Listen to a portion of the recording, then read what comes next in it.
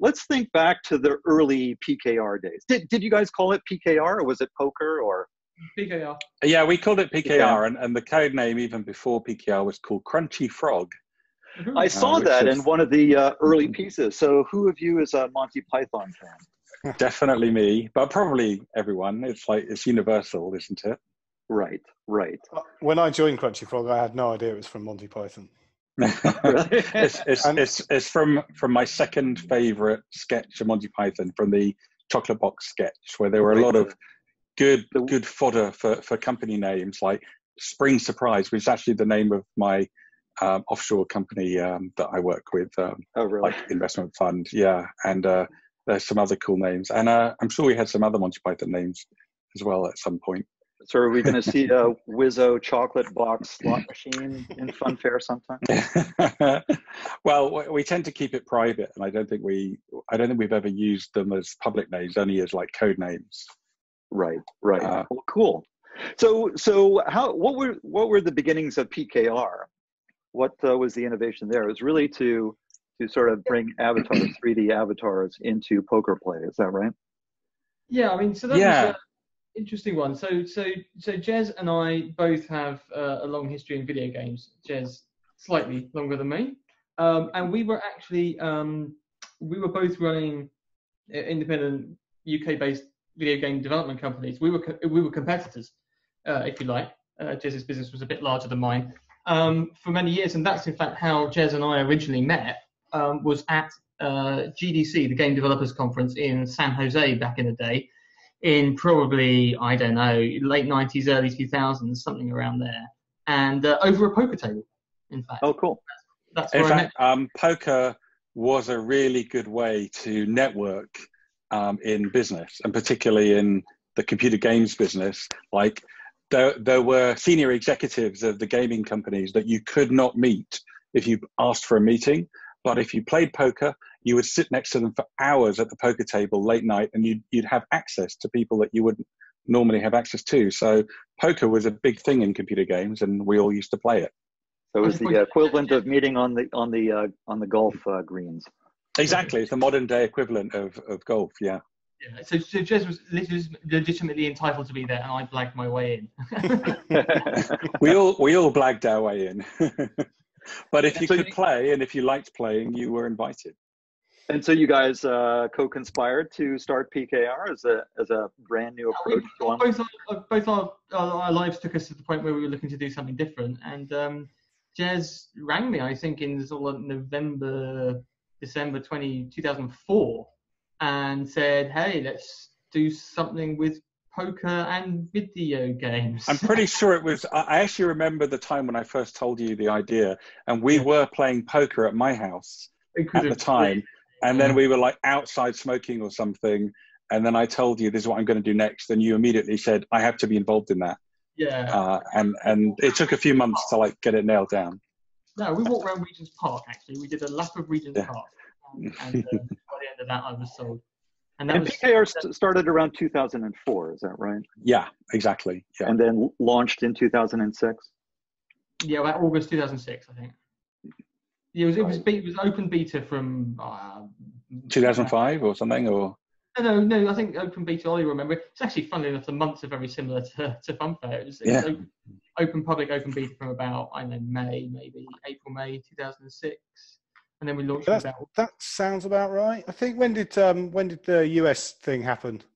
Yeah, 2006, September 2006. Right. But so that was when we closed our funding deal, was in September 2006. So literally the same day that the UIGA law happened was the day we closed our funding round. So it was good and bad. It was like bittersweet, because great, we got funded, but we couldn't go to America, which was frustrating. Because only 2 months earlier, we had actually taken a stand at the World Series of Poker in the exhibition area.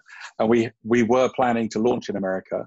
And we had like laid all the groundwork for it. And then UIGA happened, and we decided not to, which was just as well, because that would have made us the bad guys.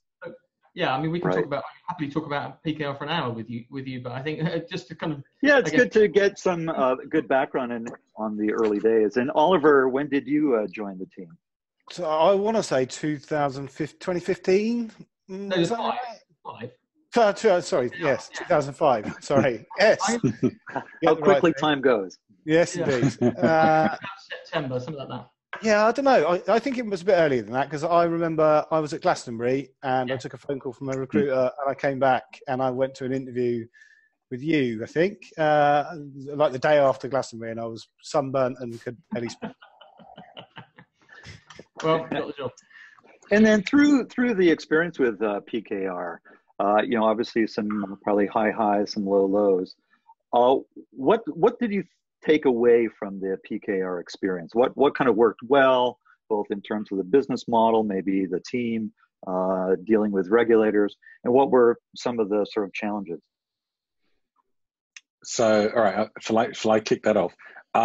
So, because we were arriving late to the poker business, we decided we had to be different and we had to be innovative.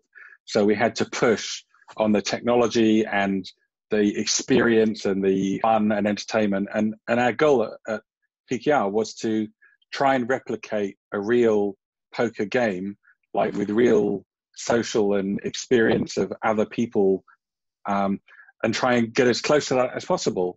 And, to this day, I think we're the only poker that ever came close to being like a real poker game.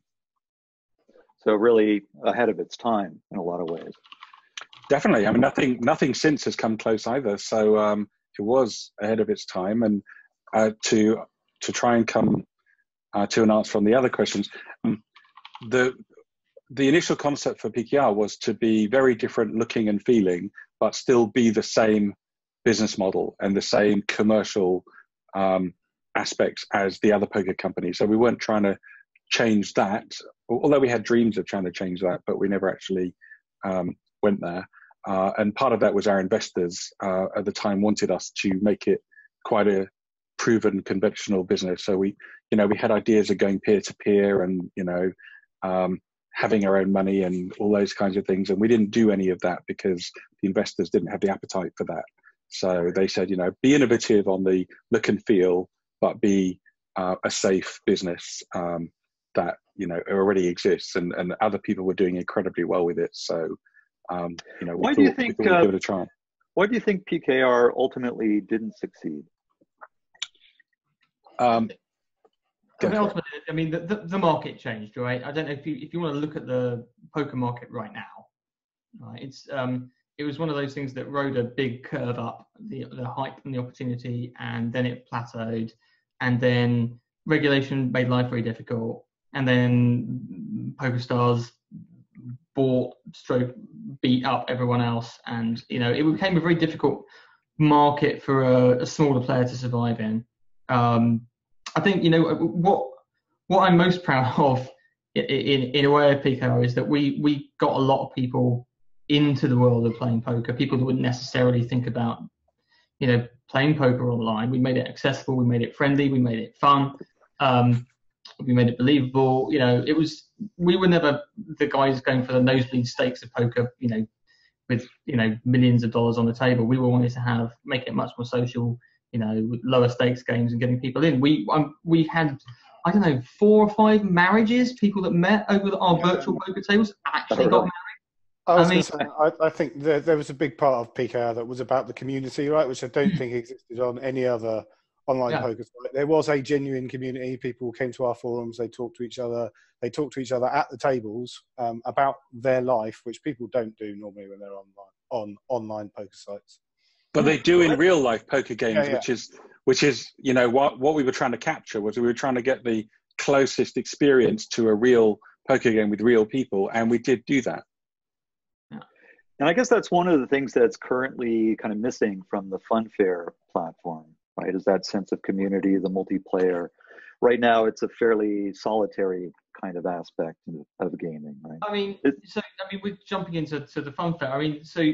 I'm sure we'll go through this in more detail later, but the technology that we've developed is better suited to single player activities, but we've spent a lot of time thinking and planning about how we can start to make more multiplayer, more sociable stuff, and we've got some good stuff in the pipeline down the way. I'm not going to say it's going to happen tomorrow, but we've definitely got not tomorrow. we've definitely got the beginnings now of being able to apply the premises of the business, the provably fair stuff, the security, the guaranteed nature of what we do to a multiplayer environment. So we can circle around to that. But I mean, yeah, it is slot machines are fundamentally a bit of a solitary experience. Right. And we need to go past that and start to build a community around the actual games and that we're building. Well, let's go forward then from the PKR days to the early FunFair days. So whose original idea was FunFair? Do you want to take on, Jez, or shall I take it? I have a story that I always wheel out here. I can do that if you like. So I'm thrilled to hear your version of it, and we'll do that as well. So what happened was Jeremy and I were working on what the next thing would be. I think in a general term, we actually didn't know. Personally, I was into blockchain in a big way, but at the time that Jeremy and I started this, we weren't working on blockchain. We were doing a new kind of slot machine that we had a prototype for, and we put it in the App Store on the iPhone as an experiment to learn from it. And it was at about that time that I really wanted to smash together the idea that we had with blockchain, try and get the benefits of both. So that was my take on it. What's your take on it, Jeremy? Yeah, that's pretty much it. I mean, you've been into blockchain for a number of years before that, and you certainly had several failed attempts to get me involved in it. I had some Bitcoin back in 2011, but I had ignored it ever since. Did you find them? Those 2011 Bitcoins? No, they're gone. They're gone. At least buy some pizza. Yeah. Well, I definitely spent a Bitcoin on something like a Usenet subscription service, and it disappeared, and I never got it. A whole Bitcoin. Wow. But no, we were chatting about what we could do with blockchain, and me finally getting my head around Ethereum. In fact, the reason it started is because Zcash had just come out, and you were trying to get me to see if I could come up with a more efficient mining algorithm. Efficient mining, yeah. So I had a look at it, and it completely blew my mind, because I still to this day don't properly understand Zcash zero knowledge proofs. I mean, I get it, but I mean, if you asked me to code it from scratch, I'd still struggle. So you asked me to do that, and I was like, well, okay, there are people doing this that have done this for ages. I'm not going to beat them. What can we actually do? So we had these slot machines lying around, and you asked me, well, can we make those work on the blockchain? Because we had them. I had 4 full slot machines built for this other project, and we launched it in the App Store. Yeah, towards the end of 2016 or 2016, yeah. And these were slot machines that were originally written for the App Store, or were these RGS kind of games? Or? No, they were written for the App Store. Free to play. We were going to do some machine learning to try and do some stuff around user behavior, see if we could learn about how to write a better slot machine based on machine learning and user activity. So the concept was really cool. I thought. Yeah, we just needed some players, but we put them in the App Store, and the very next day we decided to switch and do this instead. So they were live in the App Store for basically a day. But I think we could have had AI and blockchain. Both buzzwords. You'd be fully buzzword compatible. One day we should revisit that idea, because it still would be cool. Because the idea was it came about from the CEO of PKR. Originally told me, we're not going to build any slot machines because no one knows how. It's a dark art. You either know how to build machines or you don't. And here's me thinking, I don't need to know how to build slot machines. If we can create a piece of technology that learns what the players want and becomes the game that they want it to be, then we didn't even know how to do that. We didn't even have to learn how to do that. We could just build it, and it will become the game that they want it to be. So that was the concept of what we were working on back then. You obviously inspired because you've got a decent relationship with Demis Hassabis from DeepMind, right, as well. So we were pretty aware of all of that stuff, and when they beat Go. Yeah. And PKR actually had a casino, right? There was sort of. We didn't build one. few bits and pieces. But yeah, they were. It had skins from various people. Actually, there was a casino and there was a Vegas kind of room as well. I can't remember what it was called. We built some mini games though. We did do blackjack and roulette and some other mini games as well, didn't we? No. And Oliver, how did you get involved in blockchain? So I got involved in blockchain when I went to work at FunFair. So strangely enough, Jeremy and I had been kind of vaguely talking about what he was up to, as we were doing separate things, but weirdly enough in the same building in London. So we used to pop out for the odd beer. So I knew what was going on, and the thing I was working on wound up. That was a little sports betting application, and that wound up. And then I went out for dinner with Jeremy, and then I woke up in the morning and went, "Oh, I've got a job." Not quite sure how that happened. Pretty much how it happened. And here we are. So yeah. So what was the original sort of coining of the word FunFair? Who has that honor? I'm gonna blame Jez. That was me. That was so. What we were going to be called Better Gaming. That was our after our code name, which was called Laminate, which is a lamb in an 8. So that was the secret code name when it was like somewhat the AI project. Yeah. And we had a logo with a lamb being squished inside an 8 because I love the word laminate. Like laminate is just such a great word. Anyway, we digress. So it's codename Laminate. Then it was going to be called Better Gaming, and then at the last minute, we discovered that who was it had a trademark for the word Better Gaming. It was like one of the other casino companies. They weren't called Better Gaming, but they had that as their tagline. And so at the last minute, we thought we need a new name and we need a name that's going to stick. And I just loved FunFair because it was fun and fair, and actually took a bit of selling because neither Jeremy nor Ollie was that keen on the name at first. But I think we're pretty happy with the name. Or I hope we are.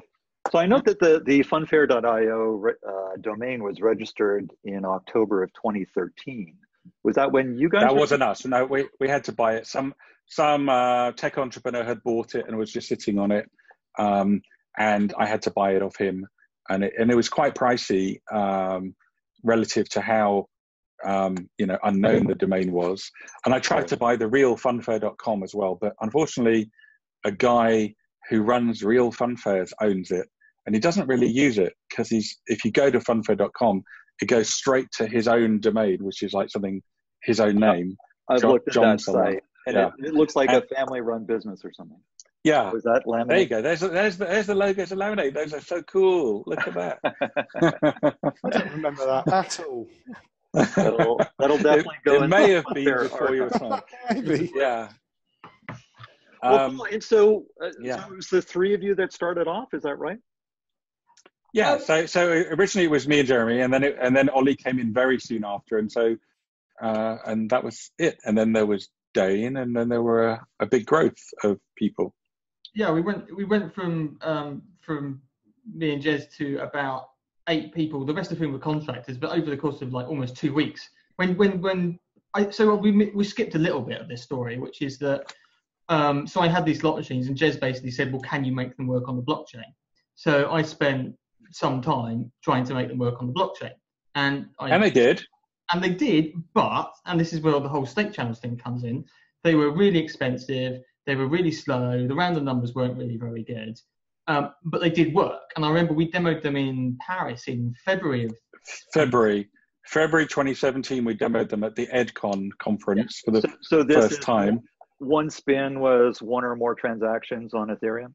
2, in fact. Yeah, one spin was 2. Well, I had the optimization that you could spin 10 times, and it was 2 transactions, but you kind of got all the results at the same time, so we had to make it. But it was slow. You'd had to wait for 3 transactions to happen to get the result of the random number generator.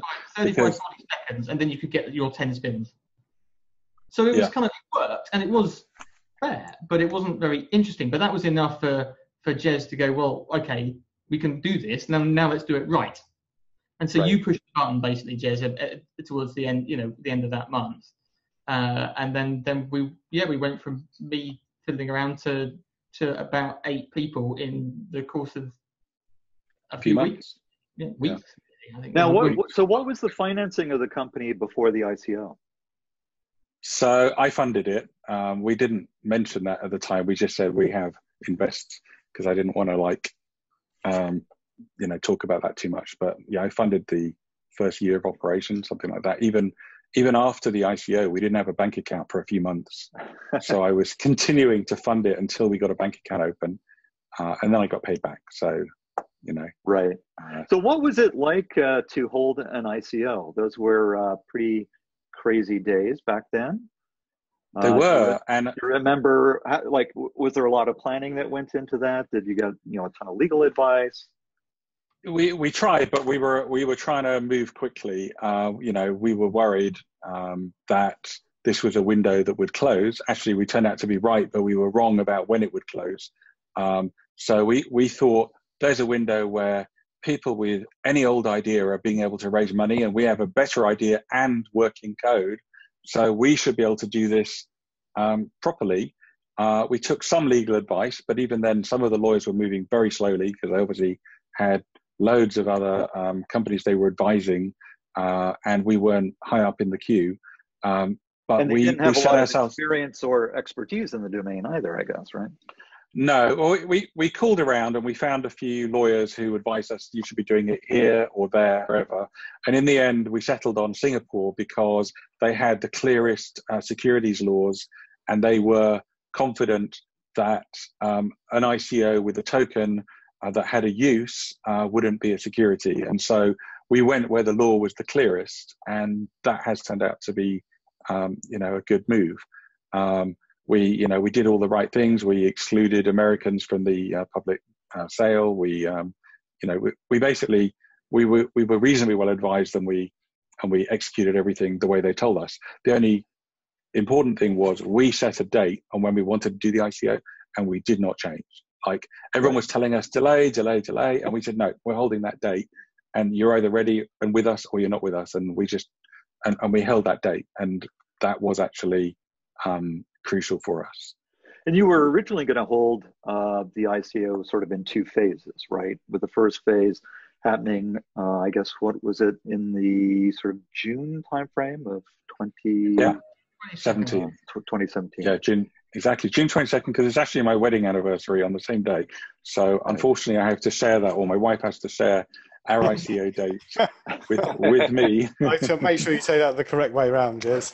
Absolutely, yeah. So that was kind of like the initial nuptial offering or something. There you go. Yeah. And then you decided against holding phase two, right? Did you feel you had raised enough in phase one? Yeah, so it was a combination of multiple factors, but so the initial plan was we'll raise a little bit in phase one and ramp up the business and hire all the people we need, and then we'll do phase two and we'll raise a lot more. As it happened, we raised more than we expected in phase one, not as much as we would have raised in phase two, but we thought there's no point going back for two bites of the cherry. We are very happy with the amount that we raised. We had enough to do what we wanted to do, and so consequently we burned more than half of the remaining tokens, and the rest have been in cold storage ever since. Right. That's about 4.5 billion tokens, or still just under that. I think 4.25 or something like that billion are still in cold storage. So the total is around 11 billion now, and about 6.5 billion circulating.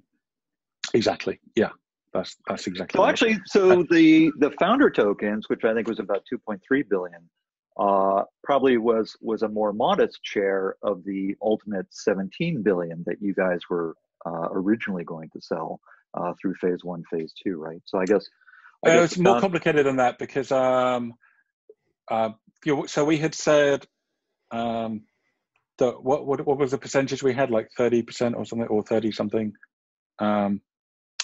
and we the way phase two was going to work was really complicated. It was a Dutch auction where whatever wasn't sold would be returned back to all the other token holders. So everyone would have retained the same amount relatively, so, or not quite the same amount, but it wouldn't have been that diluted, because we would have sold some, and there would have been some left over that would have been dividended to the others. So anyway, got it. Legal advice told us you can't do dividends because that triggers a lot of, it doesn't guarantee that you're a security, but it does look a lot more like a security. And so the lawyers told us, don't do dividends, don't do a burn that is in lieu of dividends. So yeah, the lawyers were quite clear on what we shouldn't do if we wanted to ensure that the use of the token was clear, which we have done. Right. Cool. So after, and I guess through the ICO, you raised about 26 million US, something like that. Yeah, and actually a large chunk of that was institutional, so which was also with hindsight was very lucky, because all the red tape and regulations that we've had since, it's been incredibly useful that we knew who most of the contributors were, because if it was because we've had to pass through due diligence with regulators, which we didn't really contemplate how hard that would be when we did the ICO, and being able to tell the regulators who 80% of the contributors were has been incredibly helpful. So it's just as well that most of the contributions were institutions. Right. So most of them were accredited, of course, and such. And are those investors still involved today? Do you interact with them at all, or? We interact a lot less than we used to. They used to be on the phone all the time. Now they've moved on to like other things they work on, and there's less interaction. But we still interact with them, and we still see them at all the conferences and the meetups, and the odd email. But they used to be on our case all the time, and now they can leave us alone. Have any sort of publicly disclosed that they have a stake in FunFair? Yeah, sure. Mike Novogratz was very public. Pantera, I'm pretty sure there's some big holders, and there's some big ones that haven't disclosed, and the community might know who they are, but they haven't formally said so we can't talk about them. Right. Yeah. All right, cool. So you've got 26 million eventually in a bank account, and time to really start building out the technology and growing the team. So what was the approach to building out the team? I know you've got a Singapore entity, you've got an office in London, then decided to open another office in Dublin. So what was it like building out that team? I mean, it's certainly very, very interesting. I mean, at the point when, going back to sort of mid 2017, I mean, it was the buzzy time, right? It was, I don't think we had a better story to tell, right? Do you want to get, if you're looking to hire people, blockchain was right at the front, ICOs were there, there was money being raised, and we had raised money, and people wanted to understand what it was. So to kick it off, it was a bit like the start of PKR when we were doing something interesting. We were doing, everyone knows gambling makes money, but we're doing something interesting. It's like the same story with blockchain. It's like, it's very, very interesting, but we've managed to kind of make it work. So, it was, relatively, he says, hand-wavingly, we found a lot of very, very interested people. We found a lot of very smart people that didn't know a lot about blockchain that really, really wanted to. We had a few people that had dabbled in buying a few coins, a few people that could, ask me questions. I had a guy that had never done any of this before, and I think I asked him to explain something like what proof of work was, and he gave me the best answer of anyone that I'd ever heard, a better answer than I could ever give anyone, and it's like, well, that'll do. So there's some very, very smart people out there wanting to get in. So we've built teams before, Ollie and I, Ollie, I don't know if you want to pick up on this a little bit, but I was just going to say. I mean, I think realistically on the tech side, this is pretty traditional and pretty. So we know how to do this, right? It's just hire a bunch of people, and I think probably it was easier in this case than normal because, as Jeremy said, I think there was and is a lot of buzz around blockchain, and people wanted to get into it, and I think that. Even when we're hiring today, we don't require people to have commercial experience of blockchain development because it's not a thing that you can realistically expect someone to have skills in. It's a perk of the job, right? Come and work for FunFair, and you'll get to play with this crazy blockchain thing. And then the rest of our tech skills are very traditional, I would say. I think, our back end code is C# and our front end code is Angular, and there's nothing crazy in there apart from the blockchain piece. Right. And as you've grown to, I guess it's somewhere in the mid-30s now. Is that the sort of? I think it's 40 something, but I'm not sure exactly. Okay. Probably there's some people that aren't on the website. And is that where you'd like to stand, like for a while, or are you going to look to boost that headcount further in the next while, or? Well, we're resource constrained. We have cash, and it has to last us quite a while, and so we don't want to grow so big that we run out of cash. We want to go at the right speed. And you could argue, and actually something that Jeremy has said to me all the time, is that in many ways what we're launching is too early for the size of the market that there is, and the longer we wait, the more mass market blockchain is going to become. And if we like went to sleep for a few years and came back, the market would be bigger. And so there is always that argument. And unfortunately, there are a number of companies who have been great leaders in early markets, and then ran out of capital before the market really took off. So yeah, I think that we're probably as big as we need to be for what we're doing right now and the size of the market that we're attacking. And if anything, we're probably slightly too big compared to some of our peers who are much smaller. Yeah, on the flip side though, we are solving not only complicated blockchain issues, but we are a very commercially focused business, right? I mean, we are trying to build a product that gets in front of customers and they use it, and we grow and we build and we expand, and the whole thing is cyclical. But we have one of the interesting things that we didn't expect was back in 2017 when ETH was really kicking off, and I mean Ethereum rather than the token. There were lots of people getting involved and people talking about building wallet services, building identity services, building tracking and monitoring services. And it all looked like if we just built our bit, the rest of the kind of development community were going to come up with all of the other nice, friendly tools that we could use. And that has slowed down, he says politely.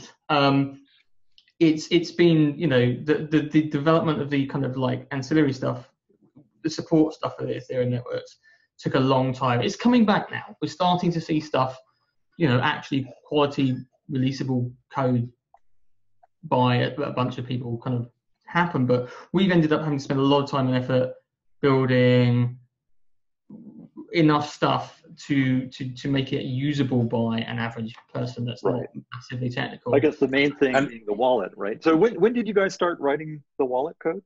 Oh, that was probably just before Christmas, I think. So quite a long time ago.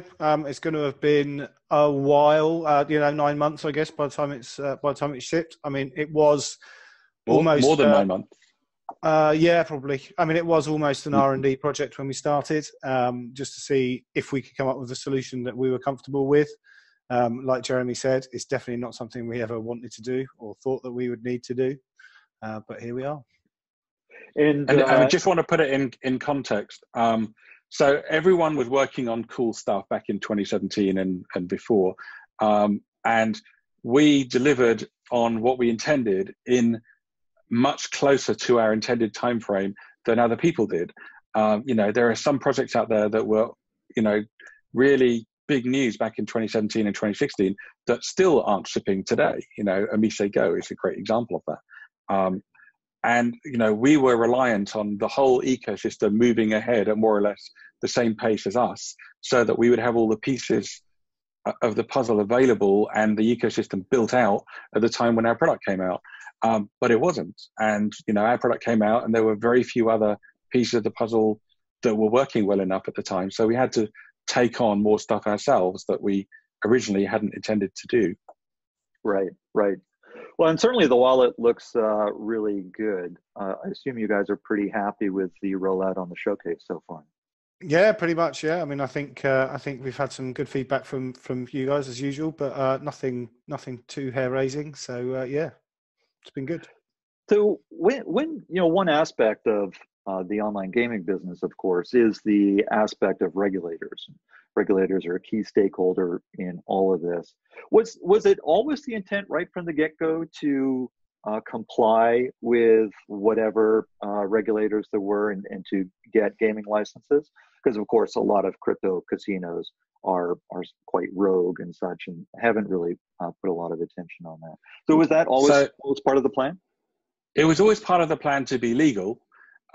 We had various interpretations of lawyers and what do you call them, like Queen's Counsel, the Uber lawyers, who had given, if you do this, this, and this, then you're legal. So we always intended to be legal, but we hadn't applied for gaming licenses until much later, until we were close to having a working product. And it was discovering how some regulators were more pro blockchain than other ones, and trying to find our feet and trying to find who will work with us and who is brave enough to allow this new technology, which is demonstrably better and safer for players, but new and different. In theory, you'd think regulators would embrace the technology, right? Because it's all about preserving the safety of the individual. Yeah. Well, the forward-thinking, smart, technology savvy regulators do understand that, and the others will learn and will come along and will, appreciate the benefits, hopefully, eventually. I remember one fantastic conversation we had with Malta, I'm going to name names, when they told us that we had to be able to withhold the player's withdrawal as part of the regulation. And we said, well, there is no deposit and there is no withdrawal. So we can't withhold the withdrawal and still be trustless and non-custodial. And actually, they came back and said, fine, we've changed our laws to be able to allow for that. As it happens right now, Malta isn't licensing blockchain, smart contract-based casinos yet. So we haven't gone down that route. But it was interesting that, interaction with us changed their thinking on some of this stuff. Well, I'm sure they must be really trying to figure out kind of what is the impact of blockchain across the board, because it does kind of impact everything they do, I would imagine. So what does the universe look like for the next while, so the next 6 months? So you've got the wallet largely done, it's almost out into production. I'm assuming then that M25 at some point will launch their site. Hopefully Crypto Casino will start actively promoting their site along with Casino Fair as well. So are there any other sort of big things that you want to get out before you sort of really do any significant ramp up? So I think the next steps are incremental, really. I think so. Clearly, what we've just pushed to the showcase and what is going live soon is a huge change to the whole platform. I think it's big enough, really, that you could call it V2. I think right. Some bits of it are called V3. Some components of it are V3. But it's clearly that's all focused about any browser, any device, and I think the obvious extension that is to make it work for everyone and get to the point where you can land on the site with your credit card, your debit card. You can play, you can withdraw back to your credit debit card. You could never need to know that there was any crypto going on there at all. We just need to get to the point where it's as easy to use as a normal online casino. So presumably that involves like Changelly integration into the wallet. Is that? I think it's lots of things. It's a kind of journey, really, of incremental improvement. I think Changelly is an obvious place to start because it opens us up to taking Bitcoin and all the other cryptocurrencies, and then it's just onwards from there, really, and just really nailing down the flows so that the crypto fades slowly into the background and the fun piece comes to the fore. Right. The experience. Yeah. And is that credit debit card integration support, is that sort of a gating factor to ramping up marketing, or you guys feel that once the wallet and the mobile site are out live on Casino Fair, et cetera, that's where you can really start to ramp up? Well, I think we'll see, won't we? Right? I mean, I think we're not going to go and suddenly dump millions of dollars on the day after we launch the wallet, right? We'll ramp it up, and we'll see exactly where it goes. I think, as Ollie said, we spent a long time doing this, and to quote you, Ollie, we're never going to do this again. We need to be faster and quicker with our incremental releases after this. We've got loads and loads of ideas down the pipeline. We've got things that we'll be able to roll out much more quickly, and we can start A/B testing. We can start doing all of the traditional stuff that you would do on a normal web app to see how users are interacting with the site, how the marketing's performing. We know that the V1, what we launched before was challenging for users because we mistakenly relied on the community as a whole being smarter, the technology being better. We've learned from that, and we've built what we think is a complete holistic platform. For people, you still need to get your crypto somewhere, right? So we're now in a position where we can start to incrementally add new features, new mechanisms, new payment providers, all of the stuff that Ollie's talking about. And each time we do that, we'll see which one works and how our users respond. Yeah, and I mean, even further than that, I think there's some interesting stuff going on out there in the crypto space these days with contract wallets and relayers that you see. So it's not difficult to imagine a future where you incrementally add these features so that you make ETH go away. So as soon as I can make a transaction on Ethereum without holding ETH, then ETH can disappear completely from our platform. And all of these kind of things that are coming along, we can use to make this easier to use. The composability. Sorry, go ahead. Well, just wondering how you look upon the Fun token, in terms of the value of FunFair overall. People have said, hey, it would be great if we can play in DAI or other, altcoins, etc., BTC directly. Do you always see Fun as the Fun token as being a core part of the platform? Shall I start that one? You start that one. I think it's our goal to enable anyone to play, and that means whatever currency they happen to have in whatever form, whether it's a credit card or Bitcoin or Litecoin or EOS or whatever. We want them to be able to play, but we don't have to support their currency natively. We can do all of our work with our own currency and support our own currency, but also take advantage of the composability of Ethereum smart contracts and have on the way in converting their currency into our currency and potentially convert it on the way out as well. So that way we'll still be able to retain full support of the Fun token, but also the goal is to support all of the other ones too. Never say never about supporting other ones natively, but we don't need to. As long as we can convert on the fly back and forth, then we can hide what currency is actually happening under the skin and show the player what currency they want to be playing in. Right. So the games could be changed such that, say in VIP blackjack, people see bets in terms of DAI or what have you, as opposed to Fun. If they want to be playing in dollars or DAI or yuan or whatever, one day hopefully we can depict the game in their local currency, whatever it is, whether it's a cryptocurrency or a fiat currency. We can let them feel like they're playing the game in that currency, but under the hood, we can be doing whatever we want, and we can be using our own currency as long as we can convert frictionlessly back and forth. Then it doesn't matter. So I think I should throw something into this, and I might wander off topic a little bit here, but it's been very, very beneficial for us to have our own token because it means we can do specific stuff that we wouldn't be able to do.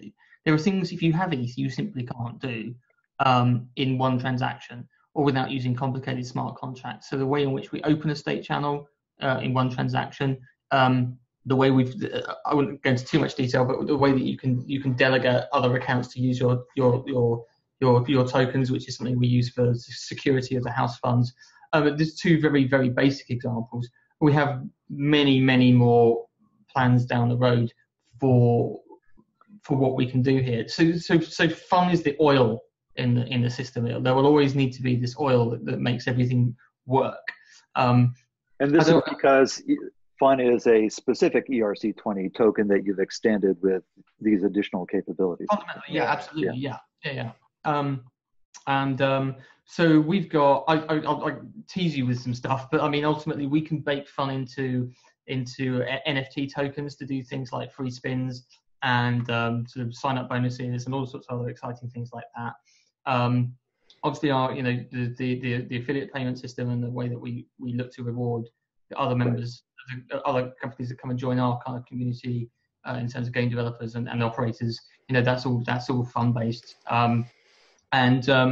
We have some very exciting stuff, which I'm still getting my head around, but I think we've just about got there in terms of sort of like trying to solve some of the problems with the size of the bankroll. I don't know if that's a thing you're familiar with, but because we guarantee every single bet, operators need quite a bit of fun, more than you would if you were a physical casino. Right, and of course the community is interested in participating in that with a communal bankroll and staking. We've always wanted to enable the community to do that, but we had a bar that we would not, we wanted to make sure it was trustless and safe, and other people are allowing contributions to the bankroll when it isn't trustless or safe, and we wanted to set the bar at that level so that until we could achieve that, we didn't want to let people risk their money.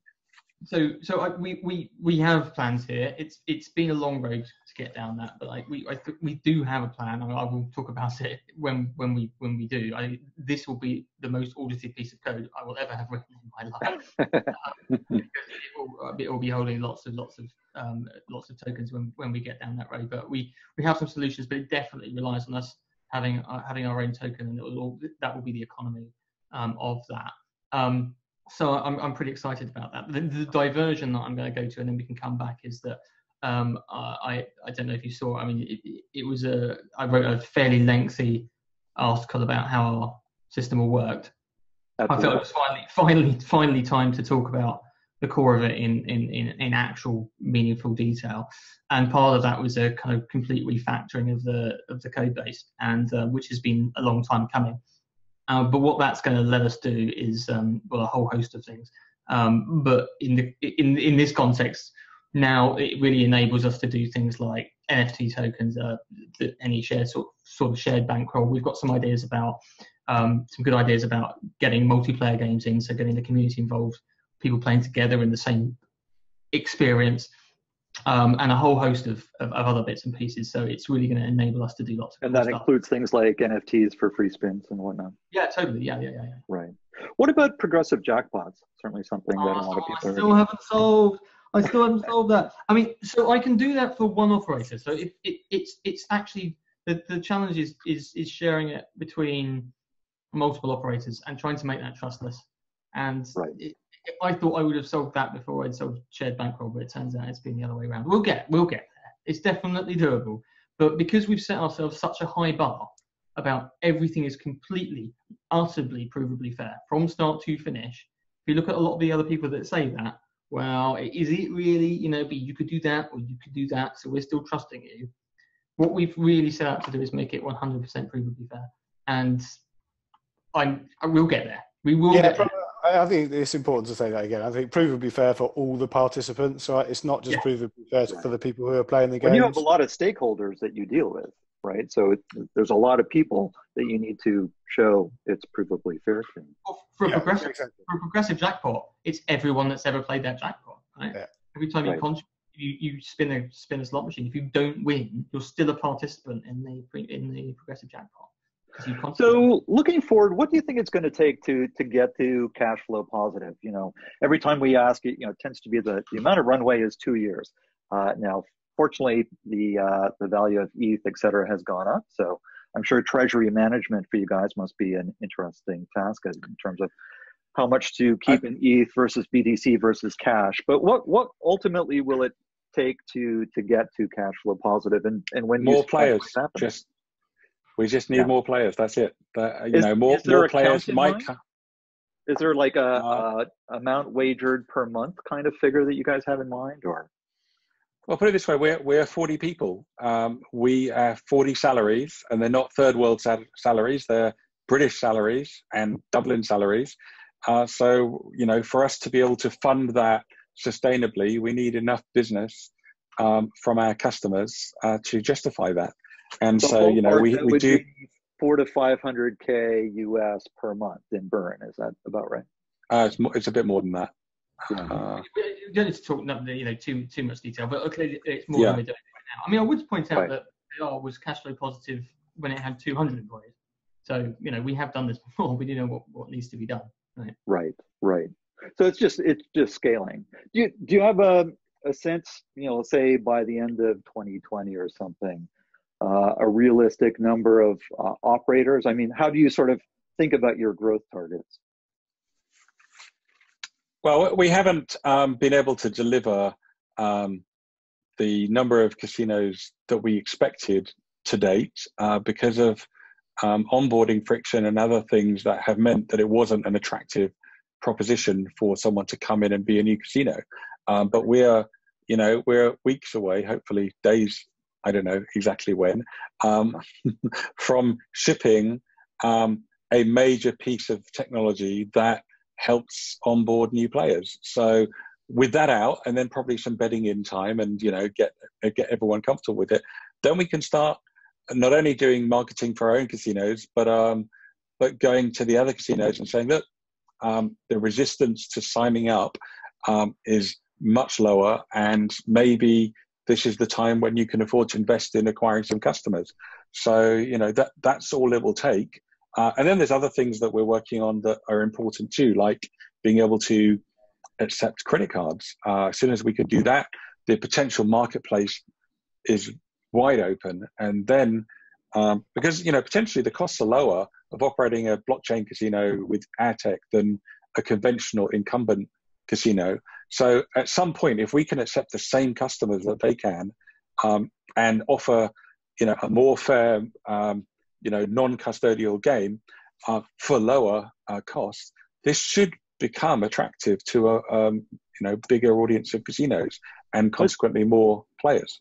And it seems like from an operator standpoint, not having to have a whole pile of people on the payroll around compliance, not having to worry about your payment processor potentially going away, et cetera, surely, as you said, not only makes it a lot more cost effective, but a lot more predictable, presumably too. And everyone gets paid. Like all the affiliates get paid instantly while their players are playing. Like the player finishes a game and the state channel closes and they get paid. They don't have that with any existing casino. Affiliates wait a month, sometimes a quarter, to get paid, and here they could be paid in real time with full transparency. I mean, that should, all of those pieces of the puzzle, once there's lower friction, should become attractive to the existing industry of gaming, where they haven't had it as good as they could do, and maybe we have a solution that they should be interested in. Well, I know we could talk for another hour or two, and would love to at some point, maybe over a pint. But really appreciate you guys doing this. And do you have any final closing thoughts? Oliver, start with you. Nothing springs immediately to mind, I've got to say. I think I would say it's an exciting time for us. I think that everyone's been working really hard on the new update, and we're looking forward to seeing how it goes and getting it live. Great. Well, we're all looking forward to seeing it live on Casino Fair and Crypto Casino. Yeah. And Jeremy. Yeah, I mean, obviously, really, really excited about the new wallet. I mean, that's been Ollie's project, all of mine. I'm looking after that tonight. Now this is out. What's next? Right, we've got a whole ton of things lined up, ready to go once this is out and done. And there'll be maybe smaller, maybe quicker projects, or bigger ones like we're talking about, like Bankroll and NFTs. All of this stuff. Localization. What did you say? Localization. Yeah. Yeah, we can. Yes. I'm not going to get involved in that discussion. But yeah, there's so many things ready to go, ready to roll out. It's just exciting times, right? Let's just keep doing this. Let's keep bringing more stuff out. Great. And Jez, final words. Well, we're looking forward to going to DevCon next month.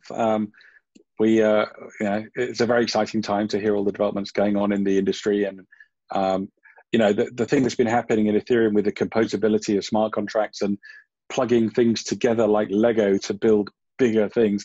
That's something that is very exciting, and that we should be able to take advantage of that. So I'm optimistic that the tech that we've been building will find a bigger audience, and we're enjoying what we're doing and the challenges, and it's an exciting time. All right. Well, really appreciate it. And so we will continue, obviously, to follow up closely on the Discord and Telegram channels. And we will look to post this probably on that forum as well. So thanks a lot. Thank you.